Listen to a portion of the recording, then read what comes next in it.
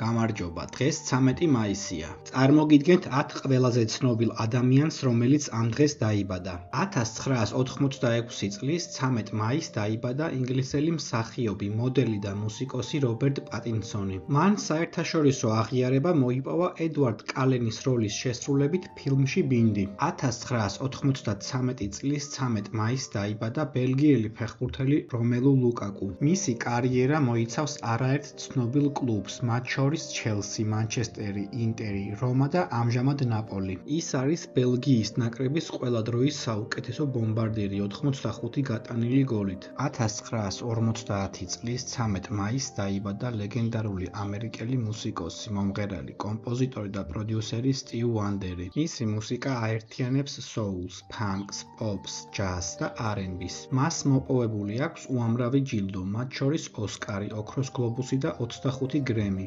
1983 წლის 13 მაისს დაიბადა კოტ-დიუარელი ყოფილი ფეხბურთელი იაია ტურე. ის თამაშობდა ისეთ ცნობილ გუნდებში, როგორებიც არის მონაკო, ბარსელონა და მანჩესტერ სიტი. ტურე ითვლება თავისი თაობის ერთ-ერთ საუკეთესო ცენტრალურ ნახევარმცველად. 1983 წლის 13 მაისს დაიბადა უნგრელი ყოფილი ხელბურთელი ანიტა გორბიცი. ის ითვლება ყველა დროის ერთ-ერთ საუკეთესო მოთამაშედ. მას მოგებული აქვს არაერთი ჯილდო, მათ შორის 5-ჯერ ჩემპიონთა ლიგა, 13-ჯერ უნგრეთის ჩემპიონატი და 15-ჯერ უნგრეთის თასი. 2005 წელს ის გახდა მსოფლიოს საუკეთესო ხელბურთელი. მან უნგრეთის წლის სპორტსმენი ქალის ტიტული 6-ჯერ დაიმსახურა. 1993 წლის 13 მაისს დაიბადა ამერიკელი მსახიობი, მომღერალი და სიმღერების ავტორი დები რაიანი. 1991 წლის 13 მაისს დაიბადა ფრანგი ფეხბურთელი ფრენსის კოკლენი. მისი წარმატებული კარიერა დაკავშირებულია ლონდონის არსენალთან.